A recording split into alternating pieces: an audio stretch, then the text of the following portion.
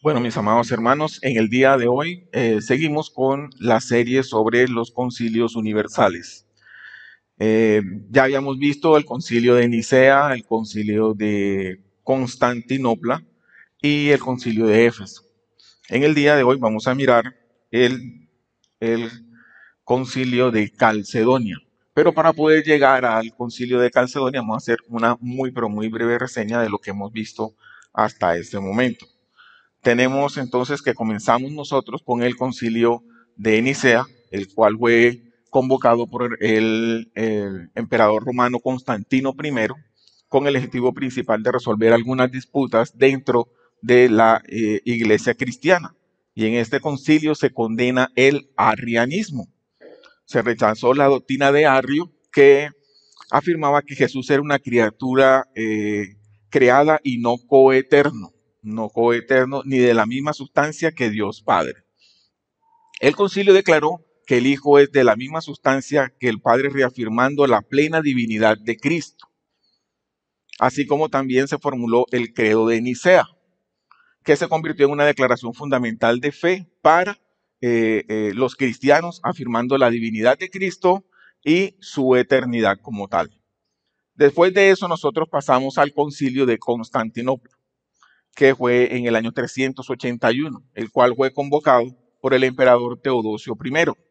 Su principal propósito fue resolver algunas disputas que quedaron después del concilio de Nicea, que fue en el 325, y pues completar la doctrina cristiana como tal.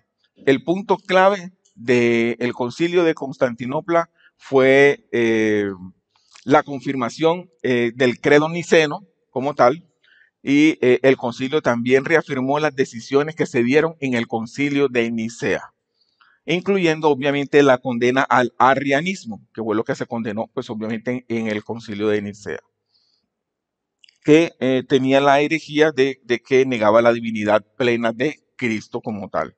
Entonces se confirma que Cristo es coeterno y cosustancial con Dios. Se formula el credo niceno-constantinopolitano, el cual se convirtió en un elemento central en las liturgias cristianas como tal.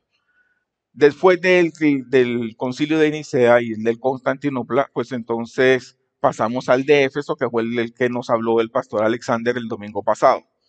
Ese concilio fue en el año 431 y fue convocado por el emperador Teodosio II, que tuvo como objetivo principal abordar la controversia suscitada por las enseñanzas de Nestorio. Nestorio, que era un obispo de Constantinopla, el cual negaba la unidad de las naturalezas, tanto la divina como la humana de Cristo. Nestorio argumentaba que las naturalezas divinas y humanas de Cristo estaban separadas, sugiriendo que María no podría ser madre de Dios o Teotocos, como decía el pastor Alex, sino solo madre de Cristo que es Cristotocos. Esta postura generó un fuerte rechazo por gran parte de la iglesia, por los líderes eclesiásticos, quienes defendían que Cristo coexiste inseparablemente, en Cristo coexisten inseparablemente ambas naturalezas, tanto la divina como la humana. El concilio de Éfeso resultó en la condena formal del nestorianismo y la excomunión de Nestorio como tal. Se abordaron 8 cánones que tenían que ver con los aspectos doctrinales y parte de la disciplina de la iglesia en ese momento. Y se votó para declarar que Cristo es una sola persona con dos naturalezas inseparables. Eso fue lo que se determinó en el concilio de Éfeso. Entonces, y pues obviamente tenemos aquí un pasaje que pues, para reforzar todo lo que se venía hablando de esos 3 concilios, y ese es Juan 10, en Juan 10 donde dice, yo y el Padre somos uno. El contexto de todo ese pasaje es Juan 10, 27, 30, en el que expresa o nos dice, mis ovejas oyen mi voz, yo las conozco y me siguen. Yo les doy vida eterna y no perecerán jamás, y nadie me las arrebatará de mi mano. Mi Padre que me las dio es mayor que todos y nadie las puede arrebatar de mi mano, de la mano de mi Padre. Yo y el Padre uno somos. Juan 10, 27, 30. Ahora pues, Después de mirar lo visto en los anteriores concilios, en nuestra exposición dominical del día de hoy, vamos a hablar sobre el concilio de Calcedonia y lo primero que vamos a hablar es sobre el origen y las causas de este concilio. Después seguiremos hablando sobre las resoluciones más importantes de este concilio y por último tendremos unas reflexiones finales sobre lo que determinaron este concilio de Calcedonia. Entrando entonces en el primer punto, tendríamos que decir que este concilio, el concilio de Calcedonia, el cuarto concilio ecuménico, se llevó a cabo entre el 8 de octubre y el 1 de noviembre del año 451 en Calcedonia. Calcedonia, una ciudad de Bitinia, en Asia Menor, lo que actualmente es Üsküdar, un distrito de Estambul, en Turquía. Este evento fue convocado por el emperador Marciano, con el objetivo principal de abordar una controversia, y es la controversia sobre la naturaleza de Cristo, específicamente una oposición sobre la herejía al monofisismo, que era promovida por Eutiques. Pero antes de seguir y hablar sobre todo lo que tiene que ver con este concilio, hablemos un poquito sobre qué era el monofisismo o qué es el monofisismo. El monofisismo es una opinión errónea y herética sobre la naturaleza de Jesucristo. El monofisismo enseña que Cristo tiene una naturaleza, una, la divina, y no dos. El eutiquianismo, que son los de Eutiques, enseñaba específicamente que la naturaleza divina de Cristo estaba tan mezclada con la naturaleza humana que de hecho no era totalmente ni humana ni totalmente divina. Ellos niegan la enseñanza bíblica de la unión hipostática, de que las dos naturalezas de Cristo están unidas, pero son distintas. Los eutiquianos siguieron la enseñanza de él, que vivió entre el año 378 y el año 452. Él era un líder del siglo V de un monasterio de Constantinopla. Y esa palabra monofisismo viene ¿de dónde? Viene de la palabra griega que significa una naturaleza, o monos, o una sola naturaleza. Entonces, el eutiquianismo se desarrolló como una respuesta en el siglo V al nestorianismo, que enseñaba, como lo miramos en el concilio anterior, que Cristo tenía dos naturalezas separadas, que daban lugar a dos personas diferentes, que residían en el mismo cuerpo. Sin embargo, Eutiques, tratando de refutar esta idea, fue demasiado lejos, refutando a Nestorio, que también terminó hablando una herejía, porque solamente hablaba de una sola persona, la divina más no la humana. Entonces, Eutiques dijo que la humanidad de Jesús estaba esencialmente disuelta por su naturaleza divina, describiéndola de la siguiente manera. Decía, disuelta así como una gota de miel en el mar. Yo encontré un ejemplo y una analogía que decía que es para ayudar a explicar esto, es bueno decir que es como cuando nosotros cogemos una gota de tinta y la colocamos en un vaso. Entonces, cuando nos colocamos esa gota de tinta en un vaso, el resultado que es cuando se mezclan esas dos cosas no es ni tinta pura ni agua pura. Terminamos con algo que es una tercera cosa que distinta a las dos primeras que ya teníamos. Eso era básicamente lo que Eutiques con su monofisismo estaba buscando. Por el contrario, entonces ahí tendríamos que decir que no era ni la parte divina ni la parte humana, sino una tercera parte, una mezcla de las dos que no lograba definir él prácticamente qué era. Entonces, eso él enseñaba. Él creía que la naturaleza humana de Cristo fue absorbida, la naturaleza humana de Cristo fue absorbida por la naturaleza divina, de manera que ambas naturalezas fueron cambiadas hasta cierto punto, formando como una tercera naturaleza. Entonces, el monofisismo, que tenía que ver, pues obviamente guiado por Eutiques y le decían el eutiquianismo, fue más influyente en la iglesia oriental que en la occidental. El concilio de Calcedonia, que se dio en el año 451, renunció a esta enseñanza. Pero en un momento dado, a finales del siglo V, el patriarca de la Iglesia Ortodoxa Oriental trató de hacer un acercamiento o reconciliarse con el monofisismo con la enseñanza ortodoxa, pero no se pudo llegar a ningún acuerdo con los monofisistas, lo que finalmente llegó a una excomunión. Fueron excomulgados los monofisistas. Entonces, sin embargo, el monofisismo siguió siendo ampliamente aceptado en Antioquia de Siria, Jerusalén y Alejandría de Egipto. Actualmente, la iglesia de Copta, la iglesia apostólica de Armenia y la iglesia ortodoxa india, entre otros grupos, siguen esta doctrina monofisista. Entonces, el error que comparten el monofisismo y el eutoquianismo es la enseñanza de que Cristo tiene una sola naturaleza.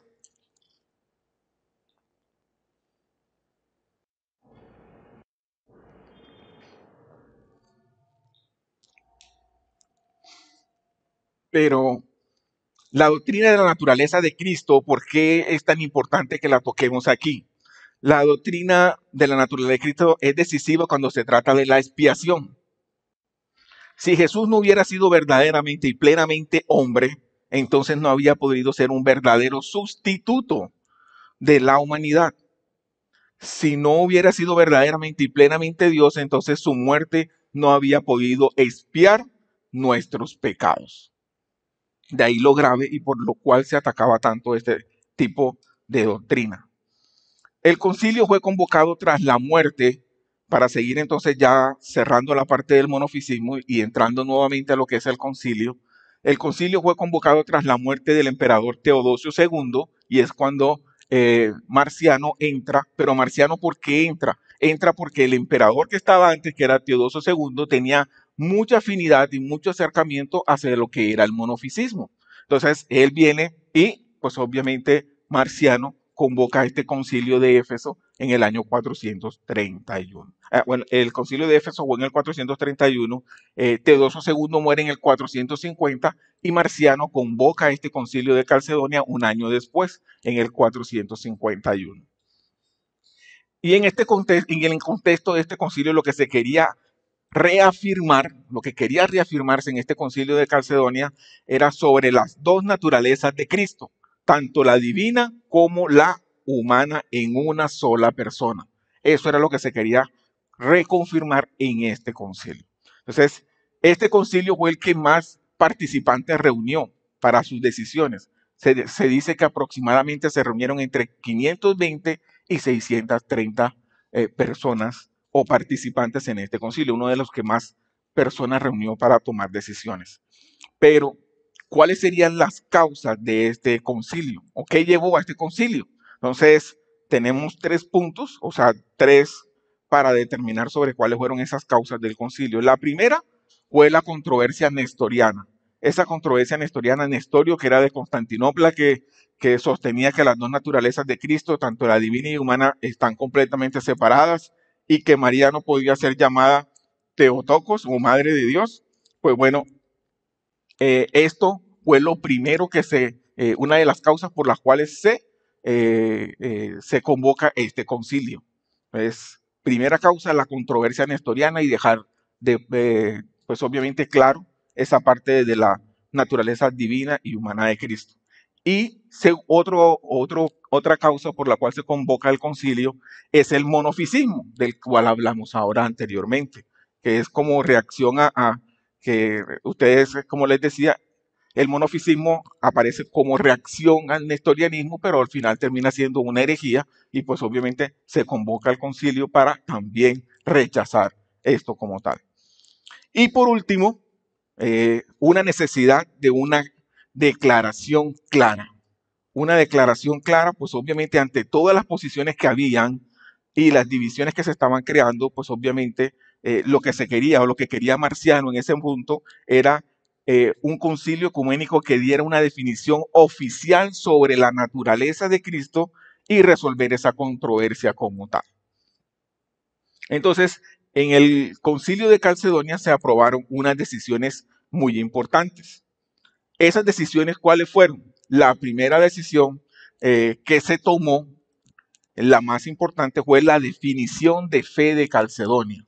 La definición de fe de Calcedonia o la fórmula de Calcedonia, como les dicen algunos. Entonces, el concilio aprobó una declaración doctrinal crucial que definió la naturaleza de Jesucristo, definida como la fórmula de Calcedonia. ¿Y qué decía esta fórmula? Decía que esta fórmula estableció que Cristo es verdaderamente Dios y verdaderamente hombre.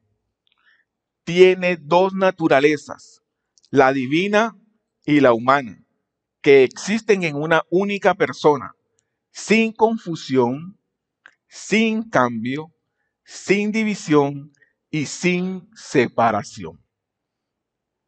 Esta definición buscaba encontrar en el principio un equilibrio entre las dos doctrinas, la de Nestorio y la de la otra que tenía Eutiques. Pero pues obviamente aquí tenemos la fórmula de Calcedonia, una definición de fe que deja totalmente claro cuál era, pues obviamente, quién era Cristo como tal. Esta definición se conoce como la unión hipostática y se convirtió en un pilar fundamental de la teología cristiana, influyendo en la comprensión de la encarnación y la naturaleza de Cristo a través, pues obviamente, del tiempo después de ese concilio como tal. Entonces, la primera resolución importante del concilio fue la definición de fe de Calcedonia. La segunda fue la condenación de las dos herejías que había en ese momento. ¿Cuál fue? El concilio condenó formalmente el monofisismo, que sostenía que Cristo era una sola naturaleza divina, y también reafirmó la condena al nestorianismo que enseñaba que Cristo tenía dos personas distintas, una divina y otra humana. Otra resolución importante de este concilio fue el de la autoridad de sedes principales en ese momento, y era que reconoció formalmente la importancia de algunas sedes principales o algunas ciudades principales donde se tenía autoridad de la iglesia y una posición de preeminencia sobre algunas ciudades sobre otras como tal. Eso pues obviamente reconociendo de algunas ciudades o sedes principales de autoridad, pero también hubo algunas decisiones con respecto a las regulaciones canónicas. ¿Cuáles fueron esas regulaciones canónicas? Pues bueno, esas regulaciones canónicas tenemos una regla sobre la ordenación, sobre la disciplina y la prohibición de prácticas como la simonía, que era ¿qué? Que la simonía era la compra y venta de cargos eclesiásticos o prebendas eclesiásticas. Entonces, eso pues obviamente una de las cosas que más se prohibió dentro del concilio fue esa parte. Y pues obviamente también se habló en la parte de disciplina, el comportamiento que deben de tener las personas, obviamente que hacen parte de la iglesia, la parte moral, las prohibiciones de relaciones inapropiadas y la obligación de mantener una vida digna como tal. Así como también unas disposiciones para garantizar que las personas de la iglesia como tal pues obviamente tuvieran una jurisdicción clara dentro de la iglesia, una autoridad clara dentro de la iglesia. Otro aspecto importante decidido dentro de este concilio fue la confirmación de los concilios anteriores. Se confirmó lo que decía o lo que expresó el concilio de Nicea como tal y el concilio de Éfeso. Entonces se reafirmó lo que decía el concilio de Nicea, que fue en el 325, y el de Éfeso en el 431. Entonces se dejó claro que se reafirmaba lo que se había dispuesto en esos dos concilios anteriores. Y también tenemos la unidad de la iglesia y su jerarquía. Buscaba consolidar la unidad de la iglesia, estableciendo un marco organizativo de autoridad, como lo expresábamos antes, y para eso, pues obviamente se empezó a hablar sobre la unidad de la iglesia como tal. Y tenemos por último cánones y disciplina. Cada concilio pues tenía unos cánones, que era donde se iban consignando lo que se determinaba en estos concilios. El concilio trató asuntos disciplinares estableciendo un total de 28 28 cánones que regulaban la conducta del clero y su administración de bienes como tal. Entonces, en donde estaban, pues obviamente, la prohibición de cosas como la simonía que hablábamos anteriormente y todo lo que tenía que ver con el manejo de las personas dentro de la iglesia. Todo esto o todas estas disposiciones del concilio de Calcedonia, pues obviamente llevó a cismas y divisiones, como lo hablábamos anteriormente. Y ese cisma habla mucho sobre un cisma significativo. Ese cisma significativo llevó a la creación de varias comunidades cristianas que se separaron de la iglesia. Como lo expresábamos anteriormente, la iglesia de Cota, la iglesia de Siria, que existen todavía hoy, pero que siguen con una doctrina totalmente diferente, o el monofisismo como tal. Entremos entonces a las reflexiones que nos deja este concilio como tal.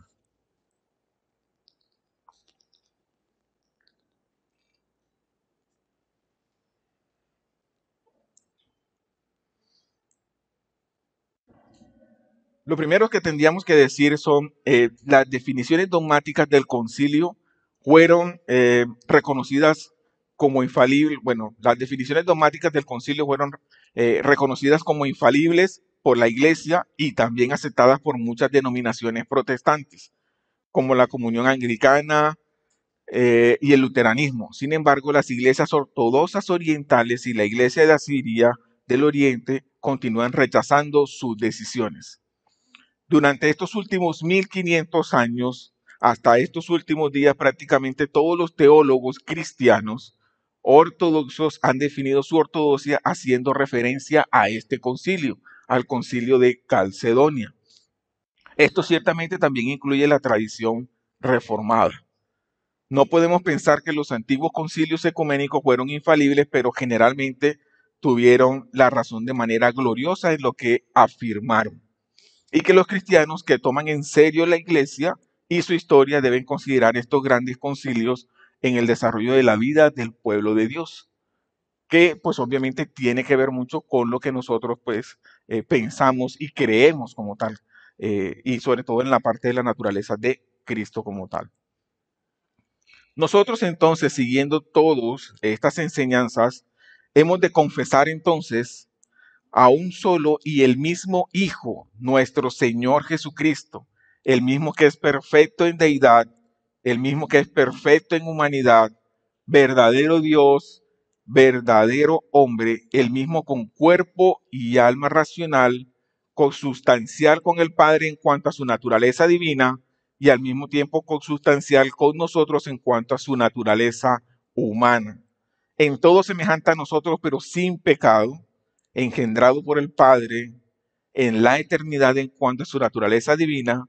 Sin embargo, en estos últimos días, este mismo, por nosotros y para nuestra salvación, fue nacido de María Virgen, Theotokos, para dejar eso claro, en cuanto a su naturaleza humana.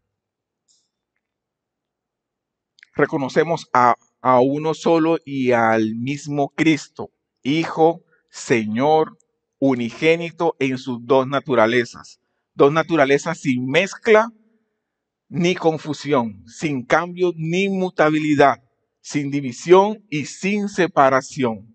La unión de las dos naturalezas no destruye sus diferencias, sino que más bien las propiedades de cada naturaleza se preservan y concurren en una única persona y en una única subsistencia.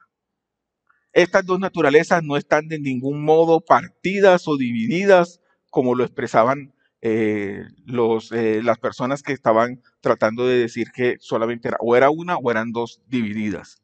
Entonces, estas dos naturalezas no están de ningún modo partidas o divididas entre dos personas, sino que están en uno y el mismo Hijo unigénito, Dios Verbo, el Señor Jesucristo.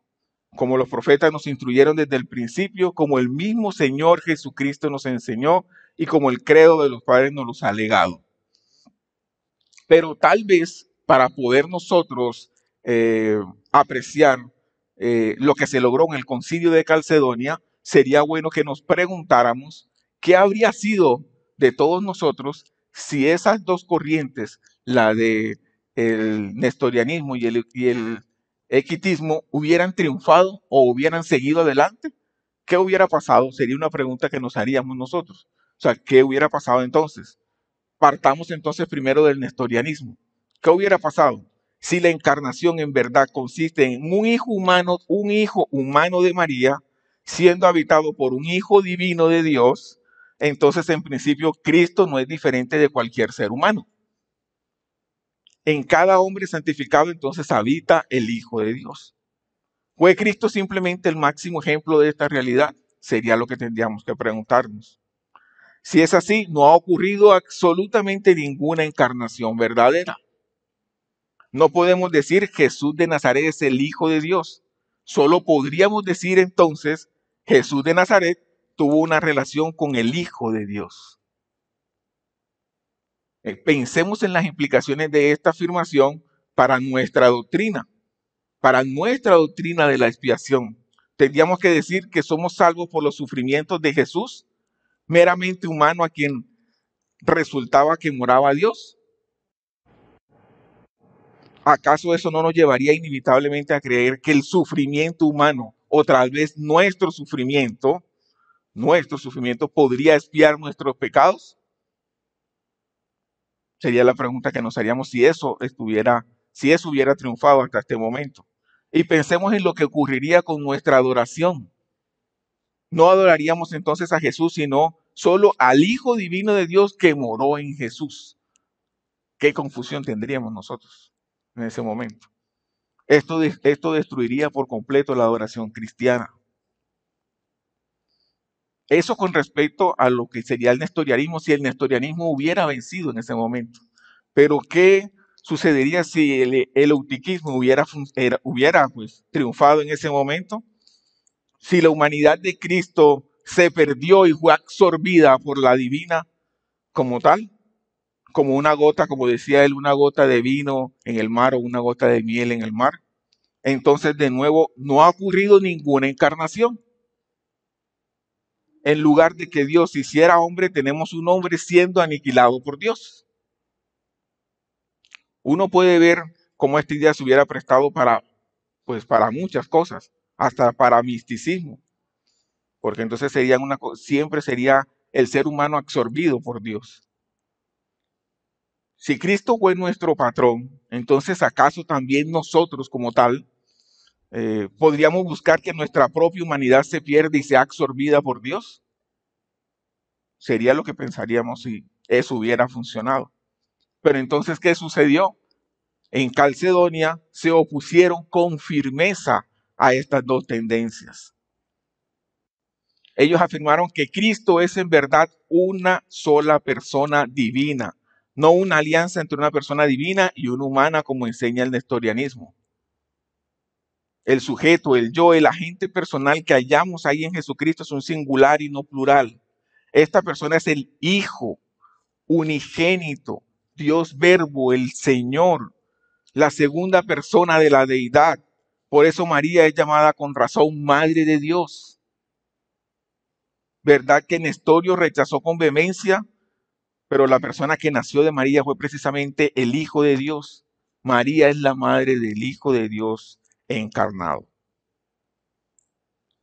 Los padres de Calcedonia también afirmaron que esta sola persona existe en dos naturalezas diferentes, completa divinidad y completa humanidad, rechazando así lo que decían de la absorción etiquiana, de que una absorbía a la otra. Vemos en Cristo todo lo que es ser humano y todo lo que es ser divino, en una sola y una misma vez, sin que ninguno se vea comprometido por el otro. Entonces podríamos decir que en Cristo, por primera y última vez, toda la plenitud del ser humano y toda la plenitud del ser divino se han unido y existen unidas exactamente la misma forma, como como el Hijo del Padre y el portador del Espíritu Santo. O para decirlo de otra manera, Cristo es completa y verdaderamente humano, completa y verdaderamente divino, al mismo tiempo en una sola persona. Tendríamos que concluir entonces que el concilio de Calcedonia proclamó la doctrina de las dos naturalezas de Cristo, conocida como la fórmula de Calcedonia, declaró que Jesús era verdaderamente Dios, verdaderamente hombre, con dos naturalezas divinas y humanas que existían de manera indivisible e inseparable en una sola persona, y esta definición se convirtió en la base de la ortodoxia cristiana, aunque llevó a la ruptura con otras iglesias que apoyaban el monofisismo, como las iglesias orientales ortodoxas. El concilio fue clave para definir la teología cristiana sobre la persona de Cristo y evitar mayor fragmentación dentro de la iglesia como tal, y el concilio condenó las herejías que ya anteriormente hemos hablado, reguló la disciplina eclesiástica y estableció jerarquías como tal. Fue un concilio clave para la teología cristiana y la organización de la iglesia. Cerraríamos entonces nosotros diciendo o recordando la fórmula de fe del concilio. Esta fórmula de fe del concilio dice de la siguiente manera: todos nosotros profesamos a uno e idéntico Hijo, nuestro Señor Jesucristo, completo en cuanto a la divinidad y completo en cuanto a la humanidad en dos naturalezas, inconfusas y sin mutación, sin división y sin separación, aunadas ambas en una persona y en una hipostasis.